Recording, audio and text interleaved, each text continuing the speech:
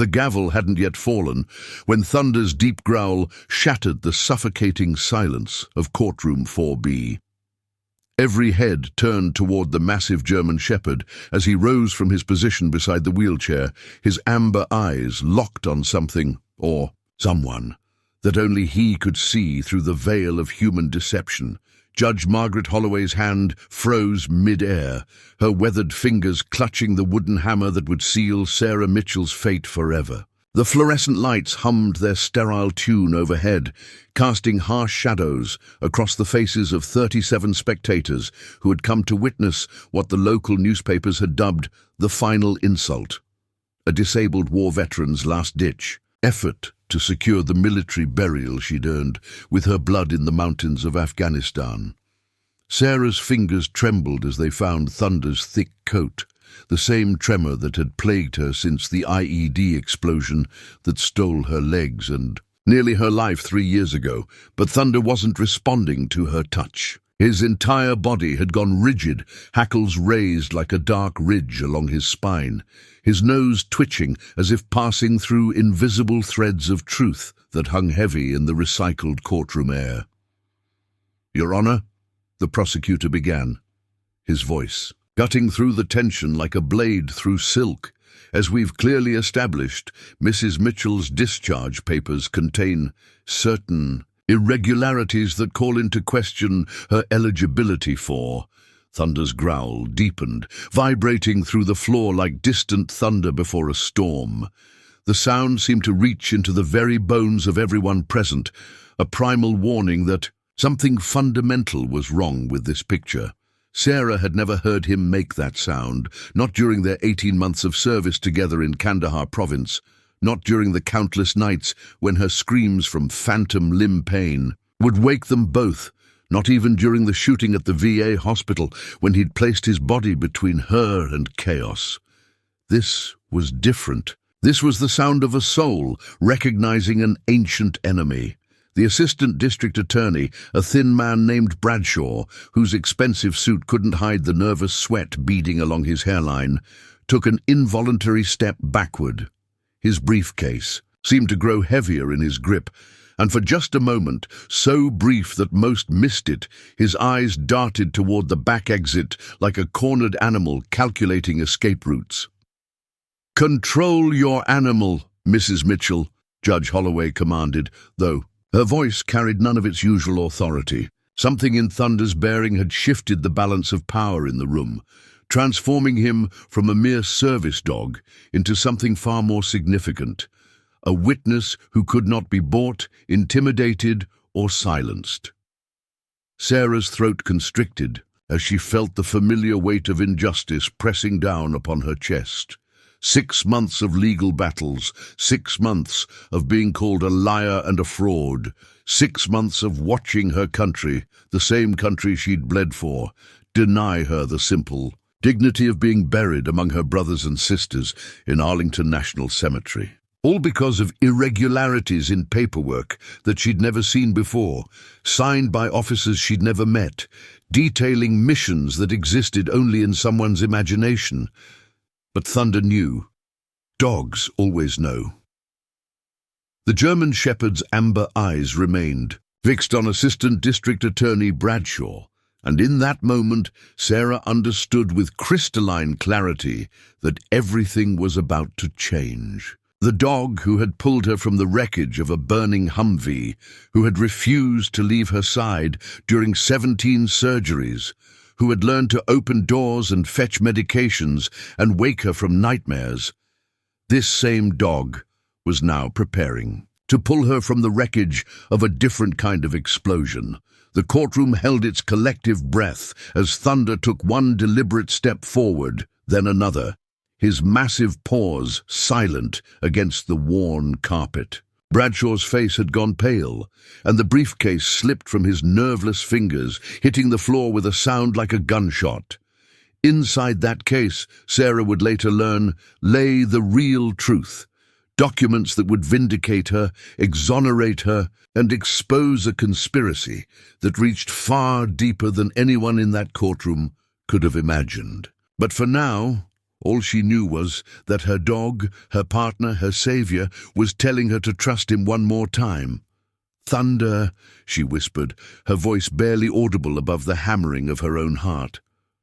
"What is it, boy? What do you see?" The German shepherd turned his magnificent head toward her, and in his eyes she saw something that made her soul sing with recognition. The same fierce loyalty that had carried them both through hell and back, the same unbreakable bond that transcended species and spoke directly to the part of her that had never stopped being a soldier. He was telling her to hold on. The cavalry was coming, and sometimes the cavalry walks on 4 legs and fights with nothing but truth and love. 18 months earlier, Forward Operating Base Chapman, Afghanistan.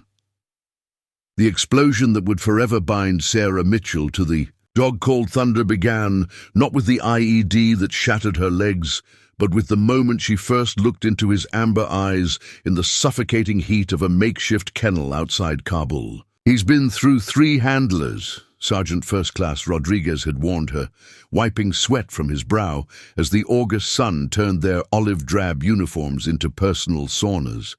"Smart as hell, but he doesn't trust easy. Last guy said he was too aggressive, too independent. Command's ready to ship him stateside for civilian training." Sarah had knelt in the dust beside the chain-link enclosure, ignoring the protests from her knees as she studied the magnificent German shepherd who lay in the shade of a tattered tarp. He was larger than most military working dogs, nearly 90. Pounds of muscle and intelligence wrapped in a coat the color of midnight touched by gold.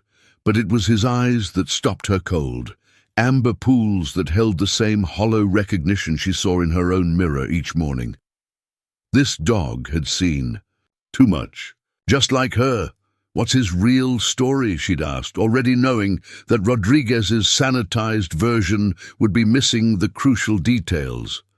"Afghanistan happened to him," Rodriguez had replied quietly. "Found him as a pup in a village we were clearing after a Taliban attack. His first handler, Lieutenant Morrison, trained him from nothing, taught him to detect explosives, to protect, to serve. They were together 14 months before Morrison stepped on a pressure plate outside Kandahar. Dog was beside him when it happened.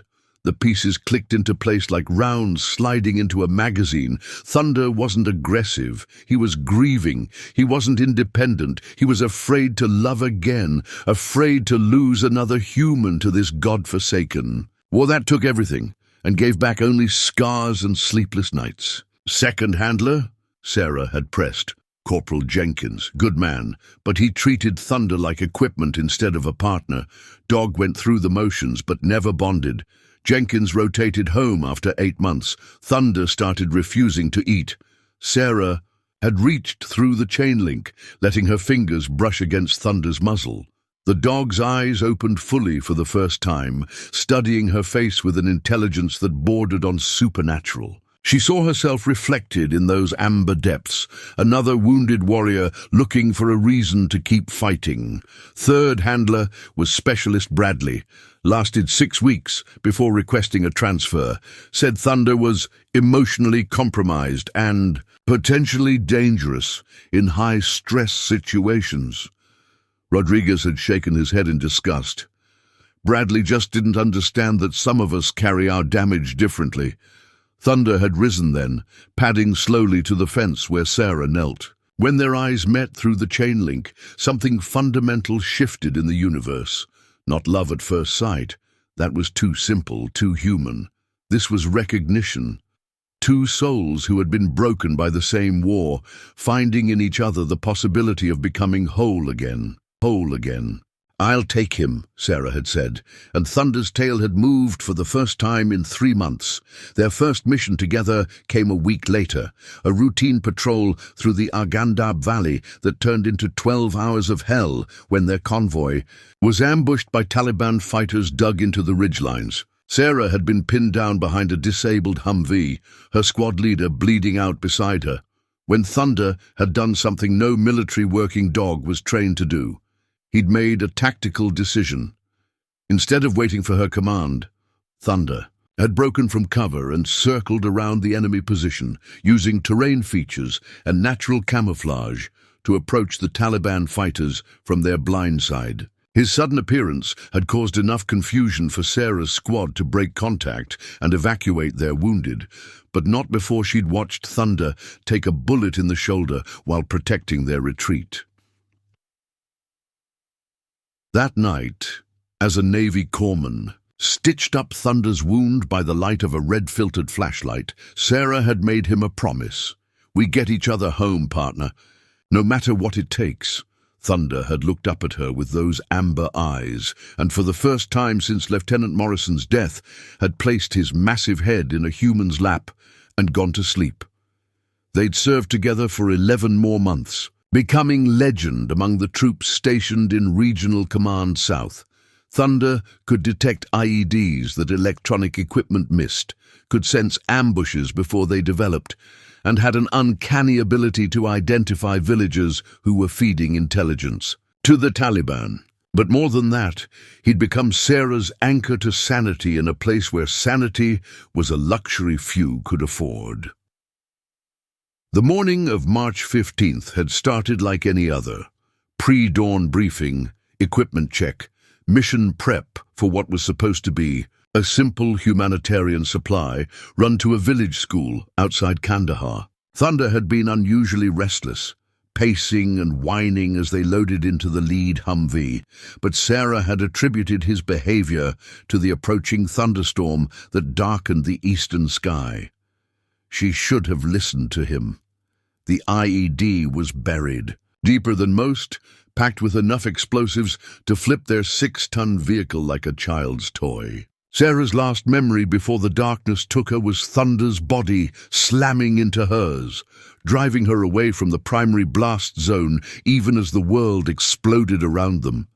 She'd awakened 3 days later in a German military hospital, both legs gone above the knee, her left arm held together with titanium pins and the desperate prayers of an overworked surgical team.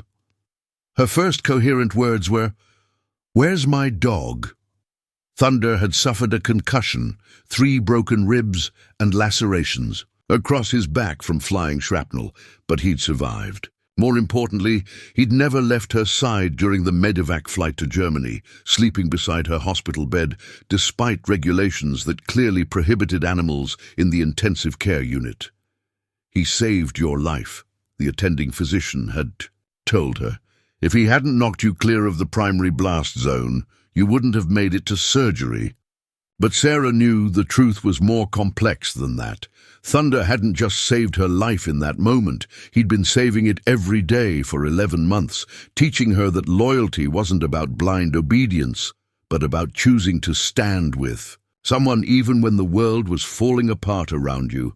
Now, 18 months later, sitting in a courtroom that felt more hostile than any battlefield, Sarah understood that Thunder was trying to save her again. The question was whether she still had the courage to let him. The first sign that something was fundamentally wrong came not from the lawyers or the judge, but from Mrs. Eleanor Hartwell, a 73-year-old court reporter who had been transcribing legal proceedings for 42 years and had developed an almost supernatural ability to read the undercurrents of human deception. "That dog knows something," she whispered to the bailiff during the morning recess, her arthritic fingers still poised over her stenograph machine as she watched Thunder pace restlessly beside Sarah's wheelchair. "I've seen plenty of service. Animals in my time, honey, but I've never seen one act like that." Bailiff Marcus Washington, a former Marine who had served 2 tours in Iraq before trading his combat boots for a courthouse uniform, followed Mrs. Hartwell's gaze to where Thunder stood guard beside Sarah. The German Shepherd's behavior was indeed unusual. Instead of the calm, alert but relaxed posture of a well-trained service dog, Thunder displayed the hyper-vigilant stance of a soldier expecting contact with the enemy. "Maybe he's just picking up on his handler's stress," Washington suggested, but even as he spoke the words, he knew they didn't ring true. He'd seen enough military working dogs to recognize the difference. Between sympathetic anxiety and active threat assessment, Thunder wasn't responding to Sarah's emotional state. He was responding to something else entirely. The something else had a name. Assistant District Attorney Robert Bradshaw, whose presence seemed to trigger Thunder's most pronounced reactions. Every time Bradshaw moved, Thunder's head would snap toward him with laser focus. When Bradshaw spoke, Thunder's ears would flatten against his skull. When Bradshaw approached the prosecution table, Thunder would rise to his feet and position himself between the ADA and Sarah's wheelchair, despite having shown no protective behavior toward any other person in the courtroom. "Your Honor," Bradshaw had complained during the first day of proceedings, "the defendant's animal is being deliberately disruptive. I move that the dog be removed from the courtroom." Judge Holloway had studied Thunder for a long moment before responding. The Americans with Disabilities Act guarantees Mrs. Mitchell the right to be accompanied by her service animal. Unless the dog actually interferes with the proceedings, he stays. But Thunder's behavior was becoming increasingly difficult to ignore.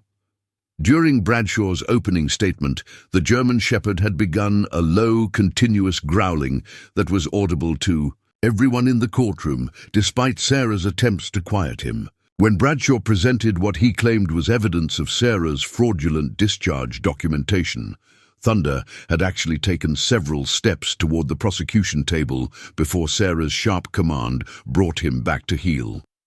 The most disturbing incident occurred on the second day, when Bradshaw was questioning Colonel Patricia Vance, Sarah's former commanding officer, via video conference from Germany. Vance was testifying about the circumstances surrounding Sarah's medical discharge when Thunder suddenly began barking, not the sharp, alert bark of a dog sensing danger, but the deep, mournful howl of an animal in emotional distress. "I'm sorry." "Colonel," Judge Holloway had interrupted, "could you repeat that last statement? We're having some technical difficulties." But the technical difficulties weren't with the video feed. They were with Thunder, who had somehow recognized something in Colonel Vance's testimony that the humans in the courtroom had missed. Sarah had managed to quiet him, but not before she noticed the way Bradshaw's face had gone pale, the way his hands had begun to shake as he shuffled through his notes.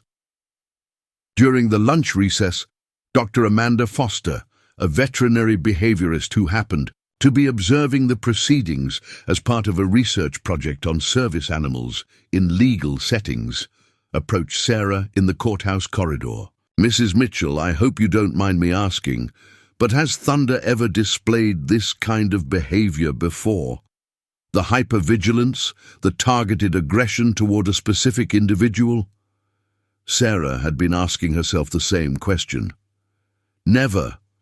He's always been protective, but this is different. It's like he's trying to tell me something I'm not smart enough to understand." Dr. Foster nodded slowly. "Dogs have olfactory capabilities that are roughly 10,000 times more sensitive than humans. They can detect chemical changes in people associated with stress, fear, guilt, deception. If Thunder is consistently reacting to one specific person, in this courtroom, there might be a physiological reason. You mean he can smell lies? Lies? Not exactly lies, but he might be detecting the chemical signatures associated with deception, anxiety, or guilt. Think of it as an involuntary polygraph test." Dr. Foster glanced around the corridor, then leaned closer. "Has anyone reviewed the chain of custody on the documents being used against you?" The question hit Sarah like a physical blow. In all the months of legal preparation, all the focus on her service record and medical documentation, no one had thought to question the provenance of the papers that had suddenly appeared to contradict her discharge status. "I don't understand," Sarah said. "Those documents came from the army." But who retrieved them? Who verified their authenticity? Who had access to them before they were submitted as evidence? Dr. Foster's voice was barely above a whisper. "Your dog is trying to tell you something, Mrs. Mitchell. Maybe it's time you started listening." That afternoon, as the proceedings resumed, Sarah found herself watching Bradshaw with new eyes. She noticed the way he avoided direct eye contact with Thunder, the way he positioned himself as far from the dog as possible, the way his voice took on a strained quality whenever Thunder's growling forced him to raise his volume. But it was Thunder's behavior during the testimony of Master Sergeant David Chen that finally convinced Sarah that her dog wasn't having some kind of breakdown. He was conducting his own investigation. Chen, who had served as Sarah's squad leader during her final deployment, was testifying about her conduct and performance in Afghanistan when Thunder did something unprecedented. He left Sarah's side and walked directly to the witness stand, where he sat down and fixed Chen with an intense stare. "Sergeant Chen," Sarah's defense attorney Maria Santos had asked, "did you ever have occasion to observe any irregularities in Specialist Mitchell's service record or discharge documentation?" Chen's response was firm and immediate. "Never. Sarah Mitchell was one of the finest soldiers I had the privilege to serve with. Her record was exemplary, her discharge was completely legitimate, and anyone who says otherwise is either mistaken or lying." Thunder's tail had moved for the first time in 2 days. It was then that Sarah began to understand what her partner was trying to tell her. Thunder wasn't reacting to stress or courthouse anxiety. He was conducting threat assessment, the same way he'd done during their deployment. He was identifying hostile forces and protective allies, sorting friends from enemies with the same precision he'd once used to detect IEDs.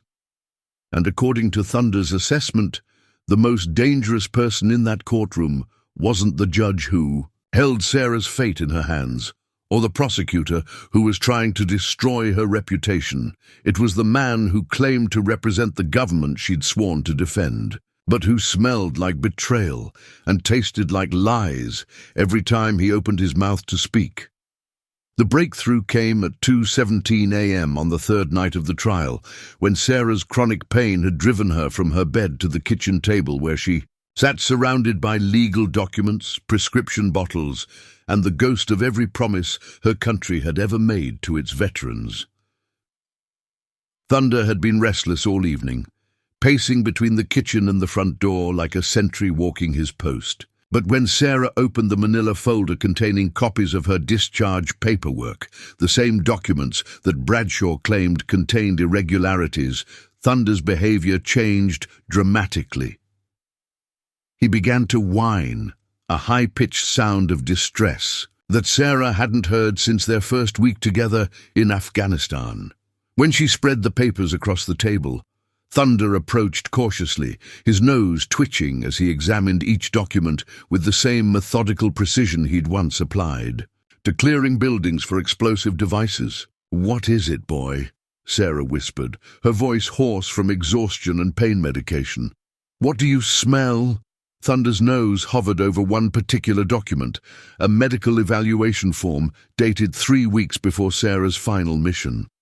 According to the form, she had been diagnosed with severe PTSD and recommended for immediate psychiatric evaluation and potential medical discharge. The problem was, Sarah had never seen this document before, had never undergone any psychiatric evaluation, and had certainly never been recommended for discharge prior to her injury.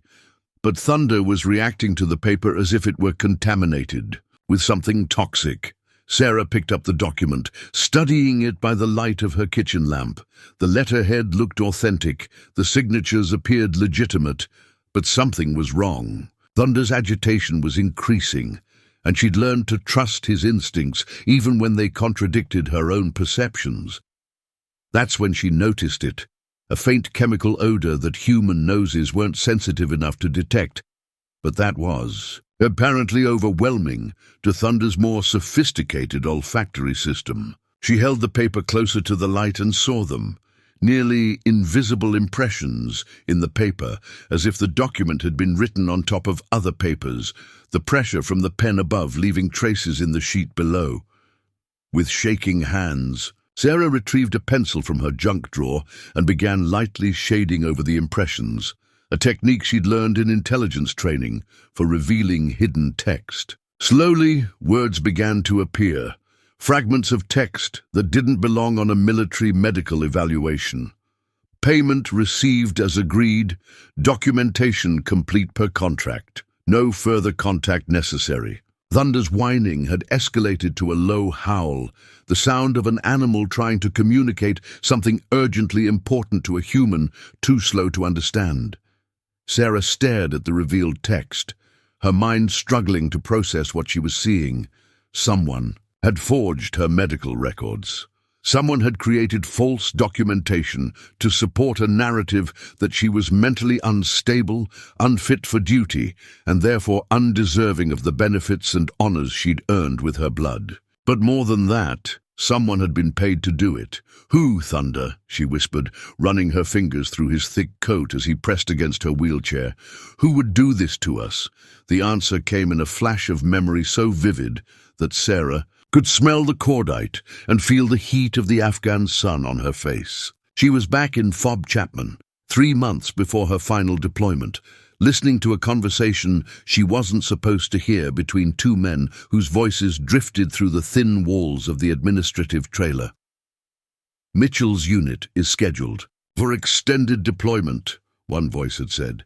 "High casualty projection for their sector could work in our favor." "What about the dog?" a second voice had asked.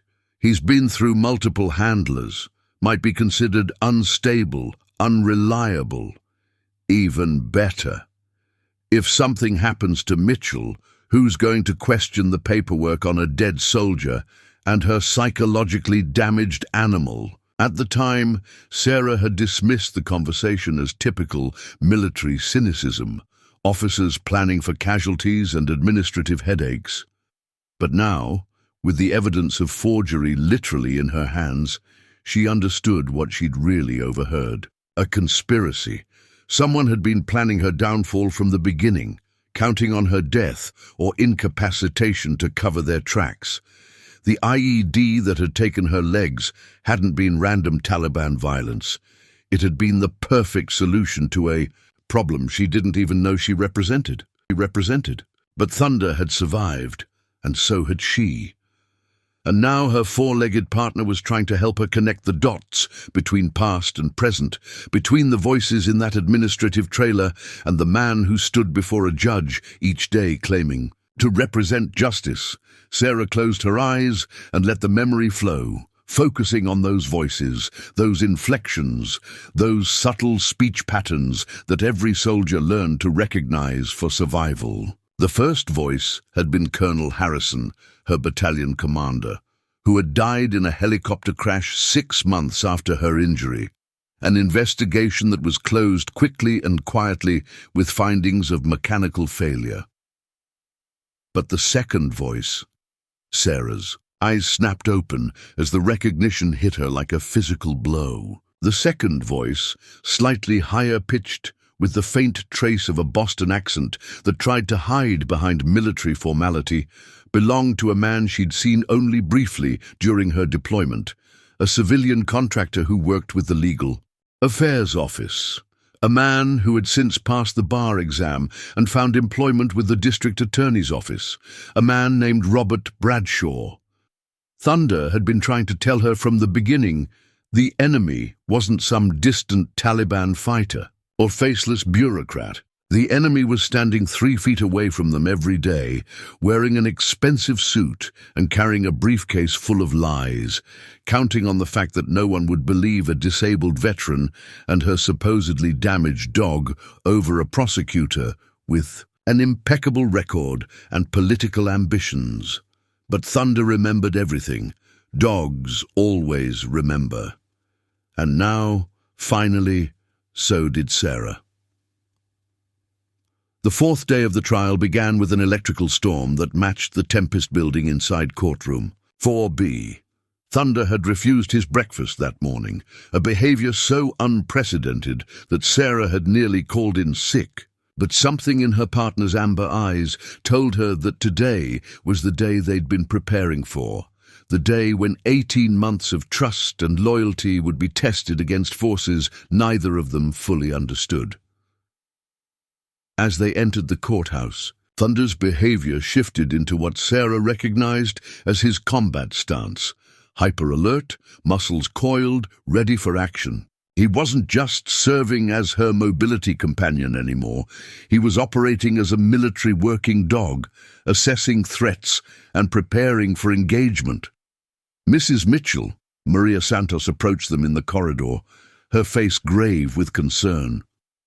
"I need to warn you that Bradshaw is planning something today.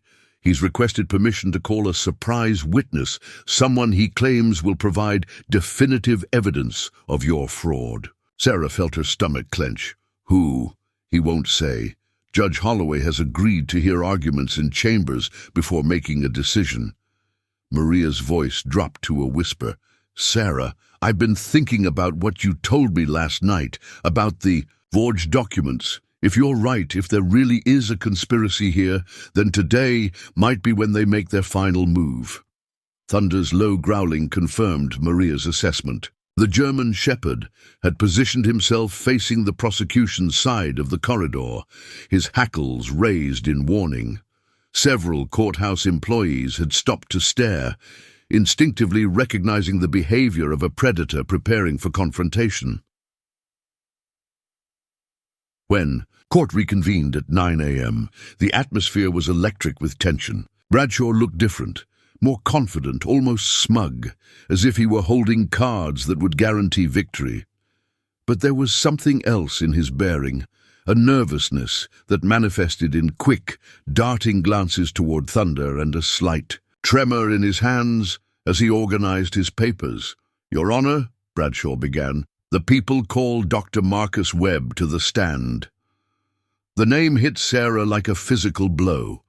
Dr. Webb had been the psychiatric evaluator at the military hospital in Germany, the one who had cleared her for medical discharge and testified to her mental stability following her injuries. If Bradshaw had somehow corrupted Webb's testimony, but as Dr. Webb entered the courtroom, Thunder's reaction was immediate and violent.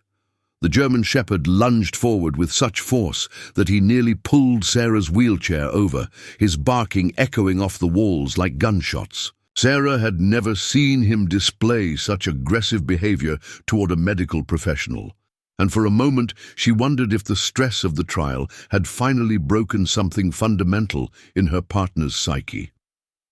Then she saw Dr. Webb's face.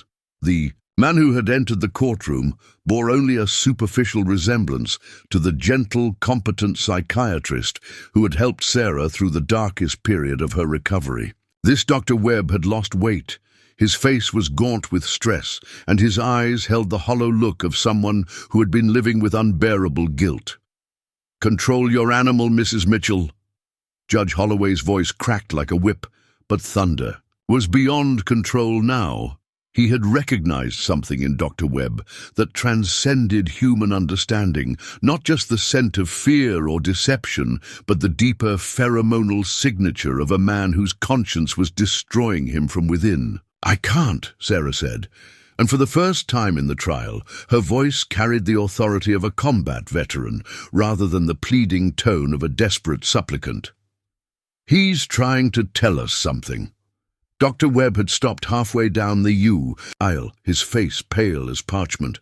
I can't do this," he whispered, his voice barely audible above Thunder's continued barking. "I won't do this any more." Bradshaw was on his feet instantly. "Your Honor, the witness is obviously intimidated by the defendant's animal. I request—" "No." Dr. Webb's voice gained strength as he spoke, and Thunder's barking gradually subsided to a low growl. "The dog isn't the problem, Mr. Bradshaw. The problem is what you asked me to say."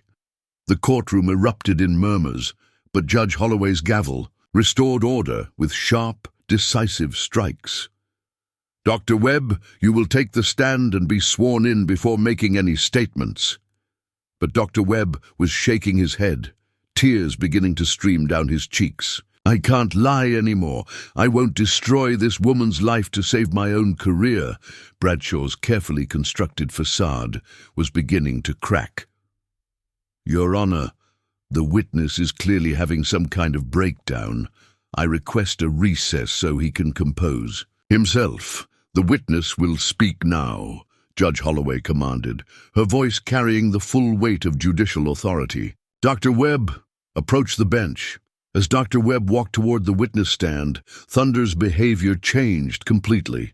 The aggression faded, replaced by something Sarah had never seen before, a gentle, almost protective posture as the German shepherd. "Watch the psychiatrist take his oath." Dr. Webb, Maria Santos, rose from the defense table, recognizing the opportunity that Thunder had created for them.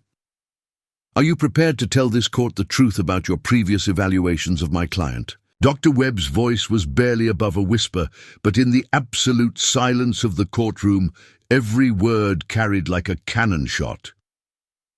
6 months ago, Mr. Bradshaw approached me with what he claimed was evidence that Mrs. Mitchell had lied about her psychiatric status during her military service. He said that if I didn't testify that her current mental state was inconsistent with her discharge documentation, he would make sure that certain irregularities in my practice were reported to the medical board. The courtroom exploded. Spectators were on their feet, journalists were frantically scribbling notes, and Bradshaw was shouting objections that were lost in the chaos. But through it all, Thunder sat calmly beside Sarah's wheelchair, his amber eyes fixed on the man who had tried to destroy them both. "What irregularities?" Maria Santos pressed, her voice cutting through the noise. Dr. Webb's shoulders sagged, as if a tremendous weight were being lifted from them. "There were no irregularities. He threatened to fabricate evidence against me, just as he fabricated evidence against Mrs. Mitchell. He said that no one would believe a disabled veteran and her damaged dog over a respected prosecutor." Sarah felt something break open inside. Her chest, not the familiar pain of old wounds, but the fierce joy of vindication.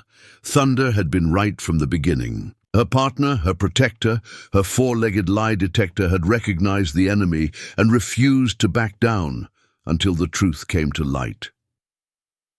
But even as Dr. Webb's confession echoed through the courtroom, Sarah knew that the real confrontation was just beginning. Bradshaw wasn't just a corrupt prosecutor. He was part of something larger, something that had tentacles reaching back to Afghanistan and forward into the halls of power, where veterans' lives were treated as acceptable losses. In political games, Thunder's low growl reminded her that the hunt wasn't over. It was just beginning, and this time she was ready to let him off the leash. The chaos that followed Dr. Webb's confession transformed Courtroom 4B from a sterile judicial chamber into something resembling a war zone. Reporters were shouting questions, spectators were demanding answers, and bailiffs were struggling to maintain order as the carefully constructed narrative of Sarah Mitchell's alleged fraud crumbled like a house of cards in a hurricane. But Thunder remained calm, his amber eyes tracking every movement in the room with the precision of a sniper's scope. He had accomplished his mission, the first phase of it anyway. The enemy had been forced into the open, but Sarah could see in her partner's posture that he wasn't finished. There were more secrets buried in this conspiracy, more lies waiting to be unearthed. Judge Holloway's gavel struck like thunderclaps as she fought to restore order. "This court will recess for 1 hour while I review this new testimony. Mr. Bradshaw, you will remain available for questioning. Dr. Webb, you will not leave this building." As the courtroom emptied, Sarah found herself surrounded by a hurricane of activity. Maria Santos was on her phone with what sounded like federal investigators. Journalists were trying to push microphones in her face, and courthouse security was attempting to establish some semblance of crowd control. Through it all, Thunder remained pressed against her wheelchair, a steadying presence in the chaos. "Mrs. Mitchell," a familiar voice cut through the noise. Sarah turned to see Bailiff Washington approaching, his expression grave. "There's someone who wants to speak with you. Says it's about your case, about what really happened in Afghanistan." Sarah's blood ran cold. "Who?" "Colonel Patricia Vance. She flew in from Germany overnight."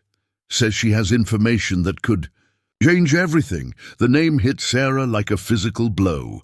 Colonel Vance had been her commanding officer during her final deployment, the woman who had signed her discharge papers and recommended her for the Purple Heart. But Vance had also been present during Sarah's video testimony 2 days earlier, and Thunder had reacted to her appearance with that same mournful howling that had disrupted the proceedings. "Where is she?" Sarah asked, though part of her already knew the answer.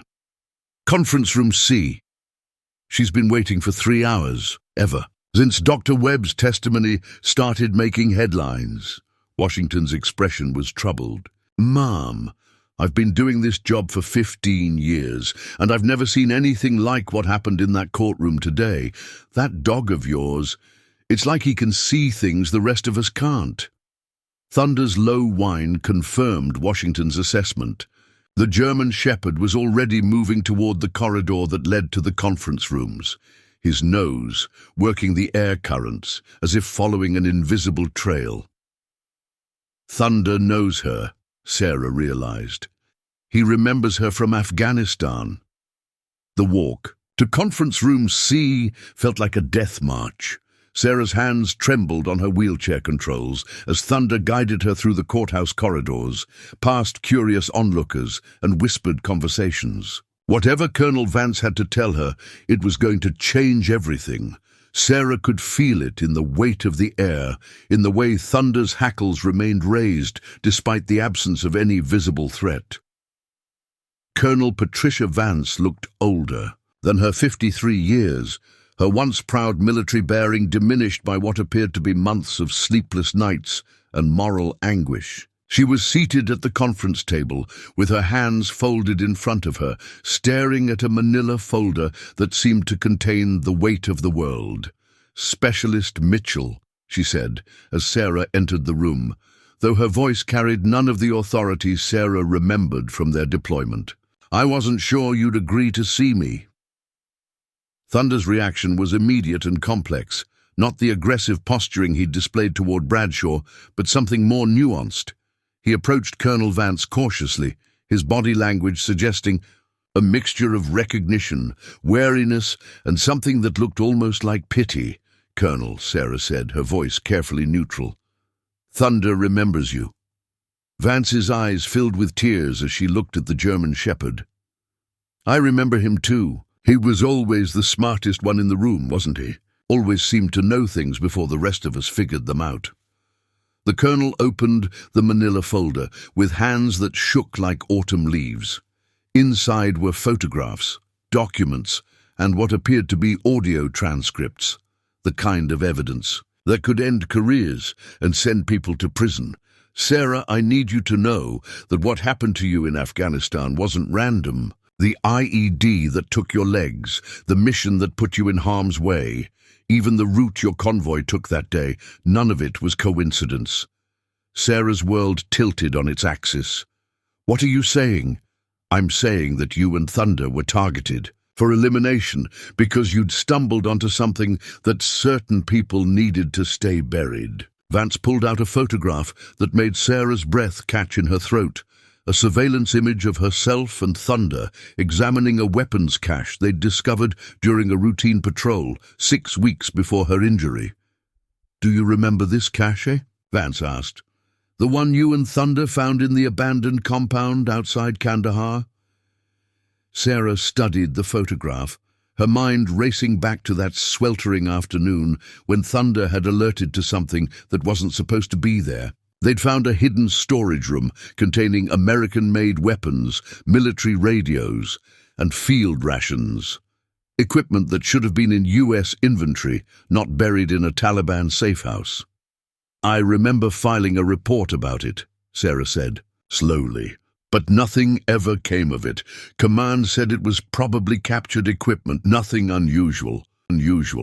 Your report was buried because it threatened to expose a weapons trafficking operation that reached all the way to the Pentagon." Vance's voice was barely above a whisper. American military contractors were selling weapons to the highest bidder, including Taliban forces. The profits were being used to fund black budget operations that Congress never authorized. Thunder was pacing now, his agitation increasing, as if he could sense the danger that still surrounded them.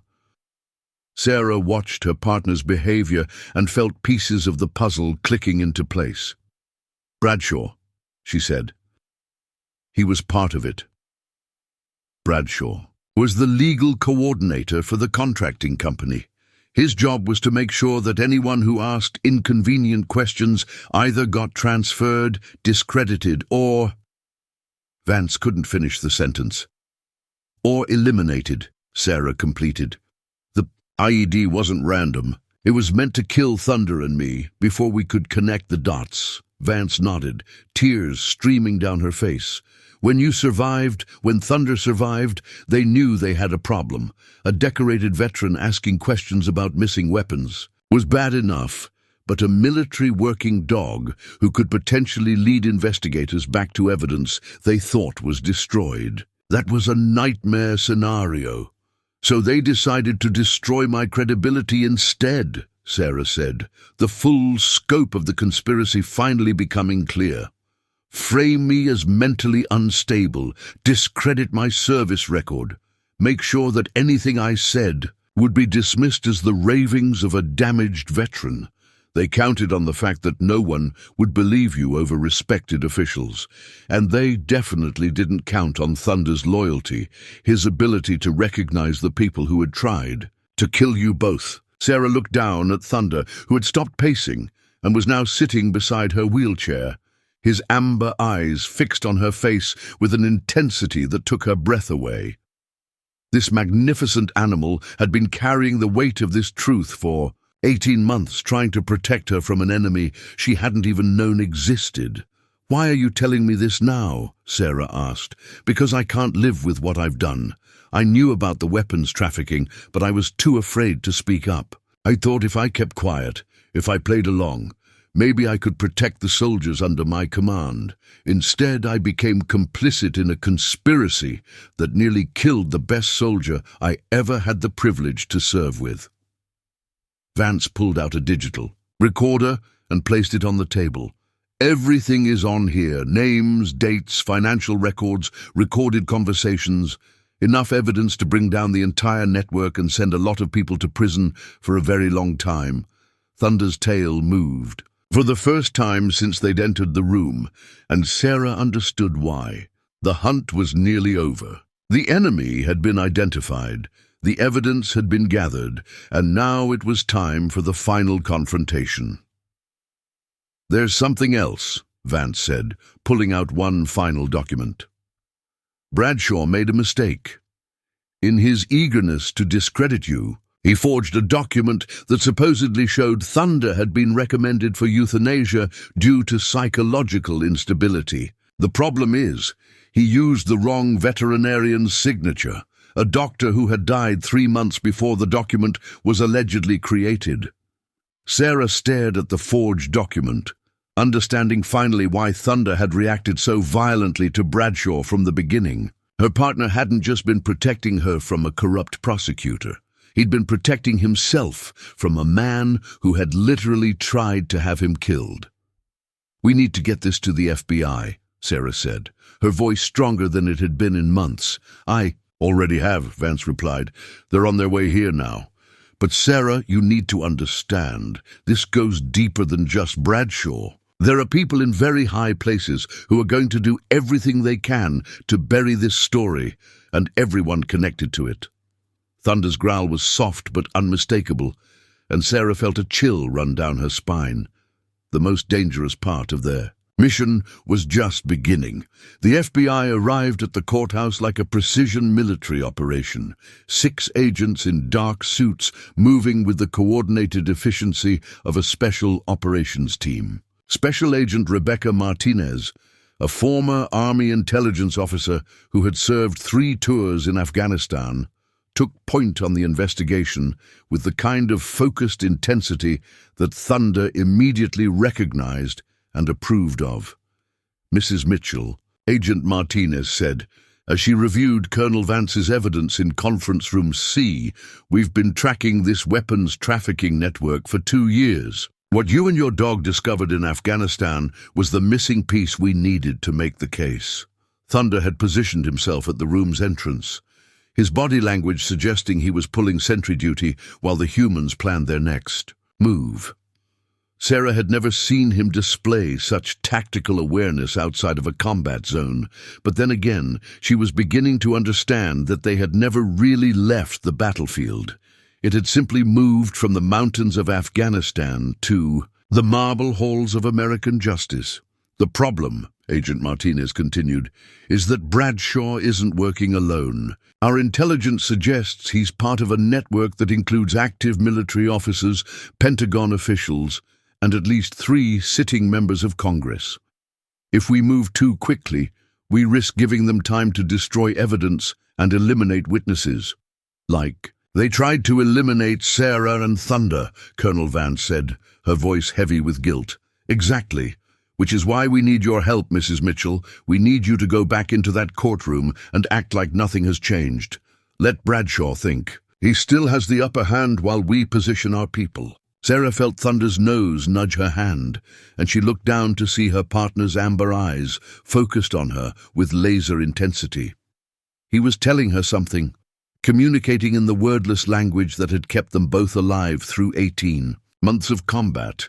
"Thunder doesn't like that plan," Sarah said. "He thinks it's too dangerous." Agent Martinez raised an eyebrow. "You can tell what your dog is thinking?"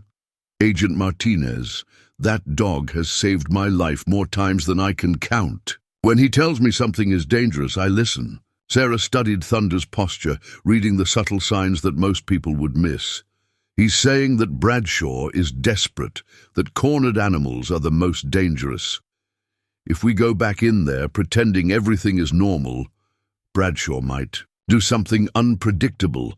As if summoned by their conversation, the conference room door burst open and Bailiff Washington rushed in, his face flushed with exertion and alarm. "We've got a problem," he announced. "Bradshaw's barricaded himself in Judge Holloway's chambers with a hostage. He's got Dr. Webb at gunpoint, and he's demanding safe passage out of the building." Thunder was on his feet before Washington finished speaking, his entire body coiled for action. Sarah had seen that stance before. It was the same posture he'd assumed in the seconds before the IED explosion, when he'd somehow sensed danger that human senses couldn't detect. "He's not going to run," Sarah said with absolute certainty. "Thunder's telling me that Bradshaw has nothing left to lose. He's going to try to eliminate the witnesses." Agent Martinez was already on her radio, coordinating with the tactical team that had been positioned around the courthouse. "All units, we have a hostage situation on the 3rd floor. Suspect is armed and extremely dangerous. But Sarah wasn't listening to the tactical chatter. She was focused on Thunder, on the way his amber eyes had locked onto hers with the same intensity she'd seen in Afghanistan when he was trying to guide her through a minefield. He was telling her something, showing her something that the federal agents and courthouse security couldn't see. "There's another way," Sarah said suddenly. "Thunder knows this building better than anyone. He's been mapping it for 3 days, learning every entrance, every exit, every blind spot. Mrs. Mitchell, we can't risk—" "Agent Martinez, with respect, you don't understand what Thunder and I can do together. We're not just a disabled veteran and her service dog. We're a combat team, and we've been preparing for this fight for 18 months. Thunder's tail moved once, a quick gesture that Sarah recognized as agreement. Her partner was ready to go to war one more time, ready to finish what they'd started in the mountains of Afghanistan. "The judge's chambers have a private entrance through the law library," Sarah continued, her mind racing through the building's layout. "Security doesn't monitor that corridor because it's supposed to be for judicial use only. Thunder can get us in there undetected." "Absolutely not," Agent Martinez said firmly. "We're not sending a disabled veteran and a dog into a hostage situation." But Thunder had already made the decision for them. The German shepherd padded to the conference room. the door and looked back at Sarah with an expression that needed no translation. "'S you coming or not?" Sarah looked at the federal agents, at Colonel Vance, at the evidence spread across the table that represented months of corruption and conspiracy. Then she looked at her partner, her protector, her four-legged battle buddy who had never let her down when it mattered most. "Thunder's right," she said, moving her wheelchair toward the door. "This is our fight. It always has been." The law library was a maze of towering bookshelves and narrow aisles, but Thunder navigated it with the confidence of a dog who had been conducting reconnaissance for days. Sarah followed, her wheelchair's electric motor barely audible as they moved through the stacks toward the private entrance to Judge Holloway's chambers. Through the thin walls, they could hear Bradshaw's voice, high-pitched with desperation and rage. "I want a helicopter on the roof in 30 minutes, or the psychiatrist dies. You think I'm bluffing? I've already killed once to protect this operation." Thunder's hackles rose at the sound of Bradshaw's voice, but his movements remained controlled and purposeful. Sarah watched her partner's body language and understood that he was switching into full combat mode, becoming the military working dog who had cleared buildings and saved lives in some of the most dangerous territory on Earth. They reached the private entrance to find it protected by a single lock, electronic, but not sophisticated enough to defeat Thunder's training. Sarah remembered watching him learn to manipulate door handles, cabinet latches, and simple mechanisms during their deployment. The skills that had been developed to help him serve as her mobility companion were about to be repurposed for a very different kind of mission. Thunder's powerful jaws gripped the door handle, and Sarah heard the soft click of the mechanism disengaging. The door swung open silently, revealing Judge Holloway's chambers in shadows broken only by the emergency lighting that had been activated when the building went into lockdown. They could see Bradshaw now, standing behind Judge Holloway's desk, with the pistol pressed against Dr. Webb's temple. The prosecutor's face was twisted with rage and desperation, his expensive suit wrinkled and stained with sweat. This was a man who had built his career on lies and was now watching everything collapse around him. "You don't understand," Bradshaw was saying into his cell phone, presumably to the FBI negotiators. "I'm not just some corrupt prosecutor. I'm part of something bigger, something that goes all the way to the top. If I go down, I'm taking half of Washington with me." Thunder's amber eyes found Sarah's in the dim light, and she saw in them the same fierce determination that had carried them through the worst moments of their deployment. Her partner was asking for permission to engage, waiting for the signal that would unleash 18 months of pent-up loyalty and protective instinct. Sarah thought about everything they'd been through together. The missions, the injuries, the recovery, the legal battles, the conspiracy that had tried to destroy them both. She thought about the promise she'd made to Thunder in a field hospital in Germany. "We get each other home, partner, no matter what it takes."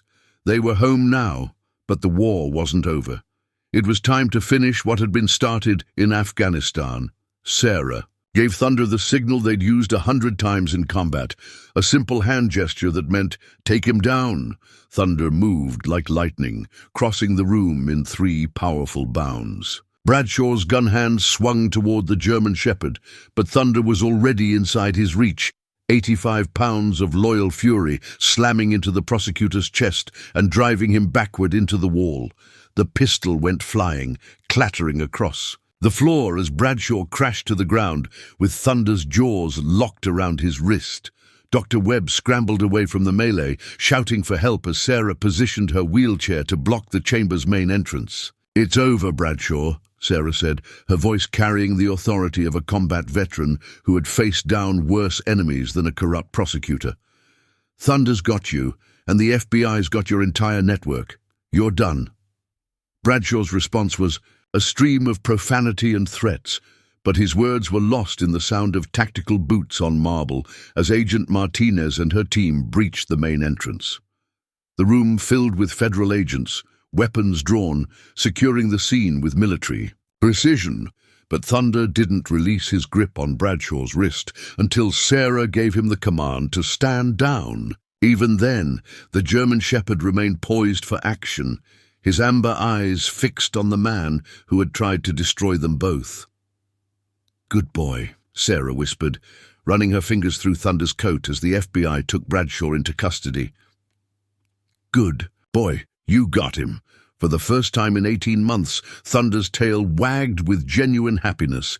The hunt was over, the enemy had been defeated, and most importantly, his partner was safe. The courthouse steps had been transformed into a media circus by the time Sarah and Thunder emerged from the building 3 hours later. News vans lined the street. Satellite dishes pointed toward the sky like mechanical flowers following the sun, and reporters pressed forward in a wave of microphones and cameras that would have been overwhelming if not for the FBI security detail that had been assigned to protect them.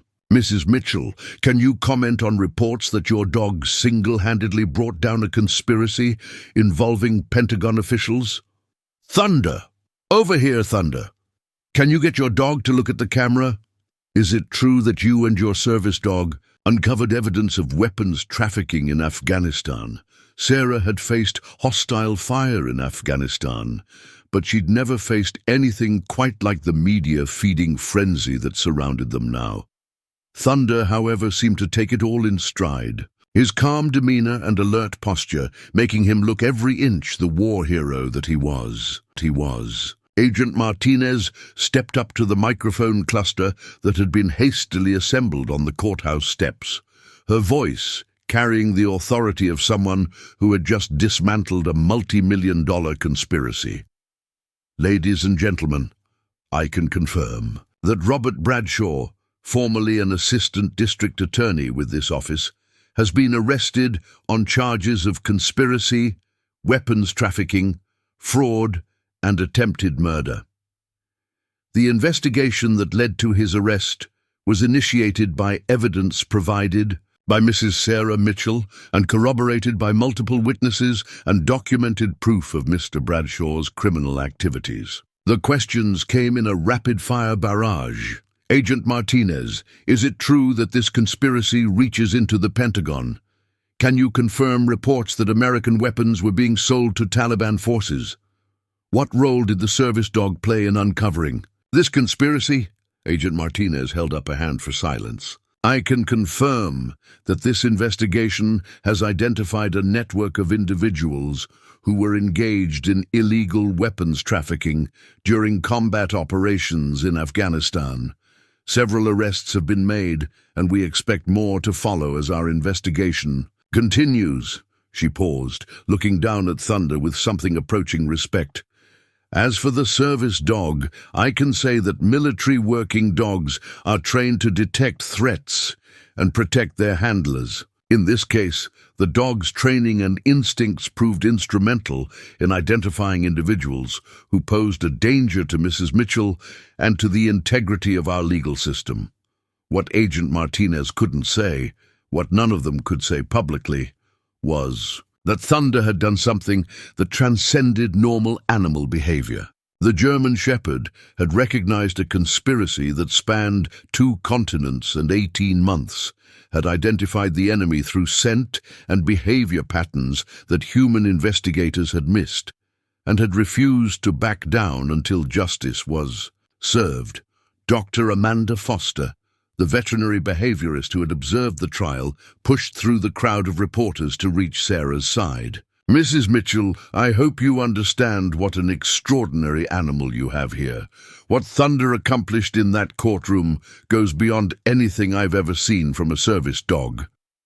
Sarah looked down at her partner, who was sitting calmly beside her wheelchair despite the chaos surrounding them. "Thunder's always been extraordinary.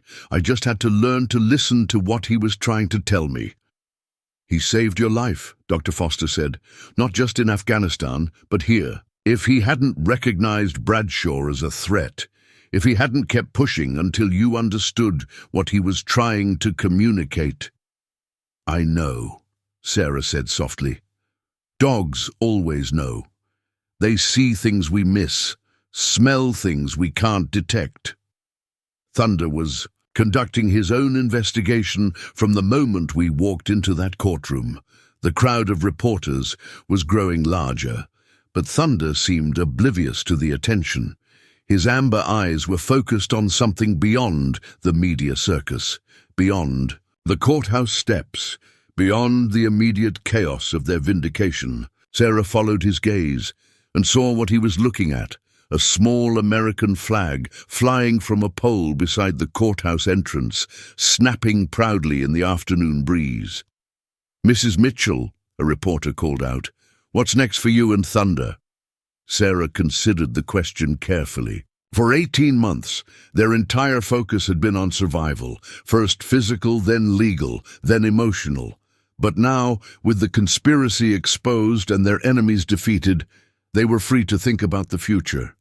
"Thunder and I are going to go home," she said finally. "We're going to rest, we're going to heal, and we're going to remember that we're still soldiers. We still have a duty to serve, even if the battlefield has changed."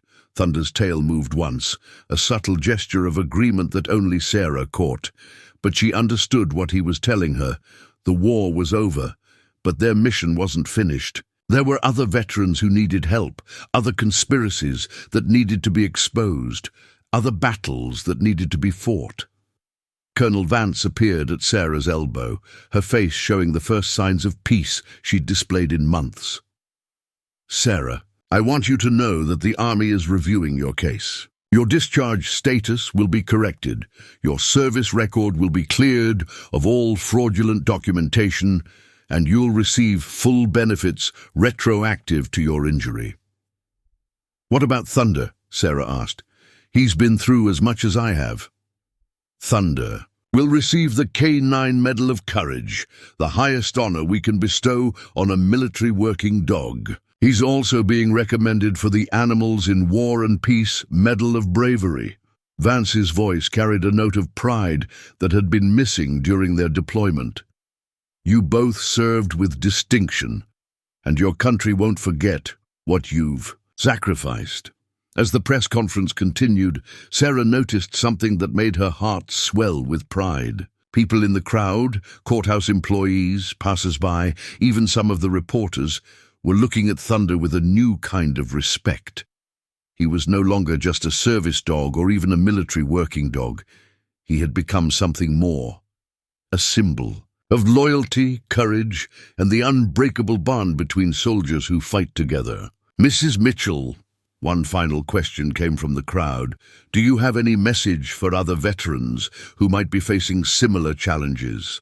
Sarah looked down at Thunder, who met her gaze with those steady amber eyes that had seen her through the darkest moments of her life. When she spoke, her voice carried the strength of someone who had been tested by fire and had emerged victorious. "I want every veteran to know that they're not alone. Sometimes the people who are supposed to protect us are the ones who hurt us most. Sometimes the system fails us. But if you have someone who believes in you, someone who refuses to give up on you, then you can survive anything." She ran her fingers through Thunder's coat. "And sometimes that someone walks on 4 legs and has a heart bigger than the world." Thunder's tail wagged once, and Sarah knew that he approved of her message. They had been through hell together, and they had emerged stronger than ever. The conspiracy that had tried to destroy them was finished, but their story was just beginning. 6 months later. The morning sun painted the walls of the Warrior Companion Training Center in shades of gold and amber that reminded Sarah of Thunder's eyes. She sat in her wheelchair beside the training ring, watching a young Marine corporal work with a German shepherd puppy who bore a striking resemblance to Thunder in his younger days. "Easy, Rex," Corporal Martinez called out as the puppy struggled with a basic mobility command. "Remember, we're partners, not master and slave." Sarah smiled at the familiar words. She'd heard them countless times during Thunder's training, back when she'd thought she was teaching him to be her service dog. Now she understood the truth.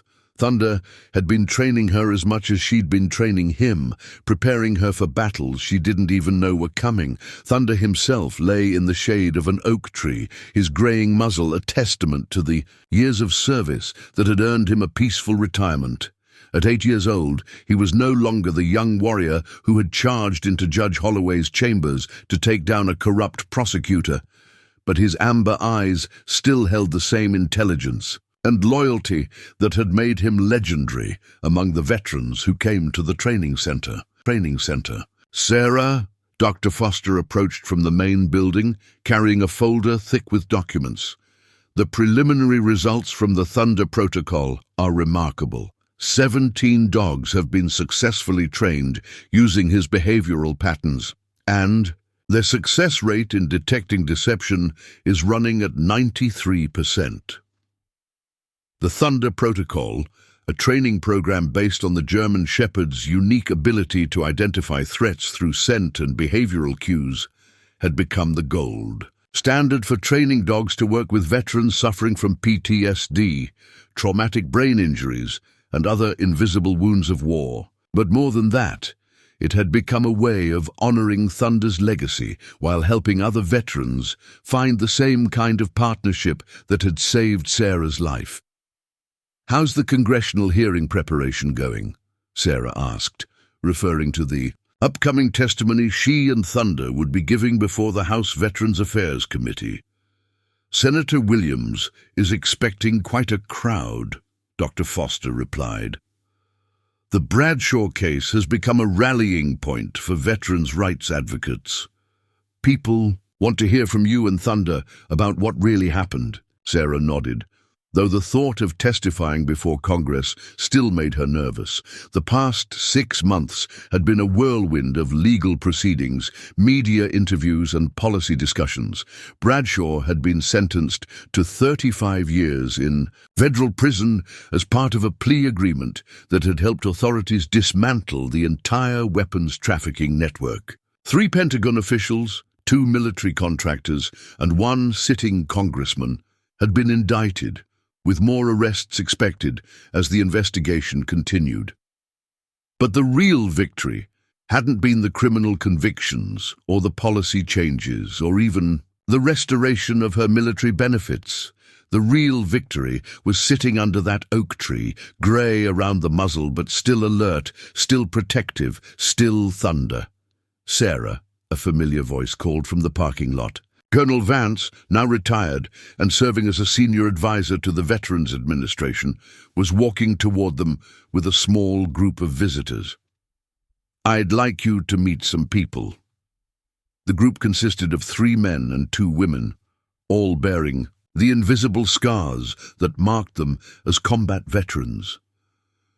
Sarah recognized the look in their eyes, the same hollow recognition she'd seen in Thunder's gaze when they'd first met. The look of warriors who had given everything to their country and received pain in return. "This is Staff Sergeant Johnson," Colonel Vance said, introducing a young woman whose left arm ended in a prosthetic hand. "She served 2 tours in Iraq and is having trouble adjusting to civilian life. The VA referred her to our program." "Staff." Sergeant Johnson looked at Thunder with a mixture of hope and skepticism. "Ma'am, I've heard what you and your dog accomplished, but I have to ask, how do you know if you found the right partner? How do you know if a dog will really understand what you're going through?" Sarah smiled, remembering asking herself the same question in that dusty kennel outside Kabul. "You don't know, at least not at first. But if you're willing to be patient, if you're willing to listen, if you're willing to trust, sometimes they choose you." As if summoned by the conversation, Thunder rose from his spot under the oak tree and padded over to the group. He approached, each veteran in turn, his amber eyes studying their faces with the same intensity he'd once brought to clearing buildings in Afghanistan. When he reached Staff Sergeant Johnson, he stopped and sat down directly in front of her, his tail moving in a slow, deliberate wag. "He's telling you that he sees you," Sarah explained. "He recognizes a fellow warrior. He's saying that you're not alone." Staff Sergeant Johnson's eyes filled with tears as she knelt down to Thunder's level. "I haven't been able to sleep through the night in 2 years," she whispered. "The nightmares, the phantom pain, the feeling like I'm fighting a war that nobody else can see." Thunder's response was immediate and profound. He rose from his sitting position and gently placed his massive head against Johnson's chest, offering the same comfort he'd given Sarah during countless dark nights when the ghosts of Afghanistan had threatened to overwhelm her. "He understands," Sarah said softly. "Dogs always understand." The training session that followed was unlike anything Sarah had witnessed in her months of working with the program. Thunder seemed to sense that Staff Sergeant Johnson needed something more than basic mobility training or psychiatric support. He needed to know that he could still be useful, still contribute to something larger than himself. So Thunder taught him, the same way he'd taught Sarah. Not through formal commands or structured exercises, but through the kind of wordless communication that existed between souls who had been tested by fire and had chosen to keep fighting. By the end of the day, Staff Sergeant Johnson was walking with Thunder through the training center's obstacle course, his prosthetic hand gripping the dog's harness as they navigated barriers that represented more than just physical challenges. They were learning to trust each other, to depend on each other, to become partners in the ongoing battle against the invisible enemies that haunted their dreams. "It's remarkable," Dr. Foster observed as they watched the training session. "Thunder has become more than just a service dog. He's become a teacher, a mentor, a living example of what's possible when veterans and their animal partners work together." Sarah nodded, feeling a profound sense of satisfaction as she watched her old partner share his wisdom with a new generation of warriors. Thunder had saved her life in more ways than she could count, but now he was saving other lives, extending his legacy beyond their own partnership to touch the hearts of veterans who needed to know that healing was possible. That evening, as the sun set behind the training center's buildings, Sarah sat with Thunder on the porch of the small house that had been provided for them as part of the program. The German shepherd's graying head rested on her lap, his amber eyes reflecting the last rays of sunlight. "You know," Sarah said, running her fingers through his coat, "when I first met you, I thought I was saving you. I thought I was giving you a second chance after you'd lost Lieutenant Morrison."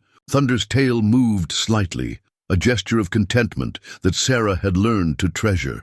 "But you were saving me, weren't you? You were teaching me that loyalty isn't about blind obedience. It's about choosing to stand with someone even when the world is falling apart around you." The German shepherd's amber eyes met hers, and in them she saw the same fierce devotion that had carried them through 18 months of combat, months of recovery, and the conspiracy that had tried to destroy them both. But she also saw something new, a deep satisfaction, the contentment of a warrior who had completed his mission and was ready to pass the torch to the next generation. "We did good, didn't we, partner?" Sarah whispered. "We got each other home." Thunder's response was a gentle nudge of his muzzle against her hand, a gesture that needed no translation. They were home, they were safe, they were together, and in the end, that was all that mattered. 1 year later. The letter arrived on a Tuesday morning, delivered by a young Marine corporal who stood at attention as he handed Sarah the official envelope bearing the seal of the President of the United States. Thunder, now 9 years old and moving more slowly but with undiminished dignity, watched from his favorite spot on the porch as Sarah opened what would be the final chapter of their extraordinary story. "By order of the President of the United States and the Secretary of Defense," Sarah read aloud, her voice catching with emotion. "Thunder, K9 Service Number 4471, is hereby awarded the Medal of Honor for conspicuous gallantry and intrepidity, at the risk of his life above and beyond the call of duty. The citation went on to detail Thunder's service in Afghanistan, his role in exposing the conspiracy that had nearly destroyed them both, and his ongoing work training the next generation of service dogs. But the words that brought tears to Sarah's eyes were in the final paragraph. Thunder exemplifies the highest ideals of loyalty, courage, and devotion to duty. His actions have saved lives, exposed corruption, and demonstrated the unbreakable bond between warriors who serve together. He represents the very best of what it means to be a soldier, regardless of species. Thunder's tail moved once, a gentle acknowledgement of the honor, but his amber eyes remained fixed on Sarah's face. Even now, after all they'd been through, his primary concern was not for medals or recognition, but for the well-being of his partner.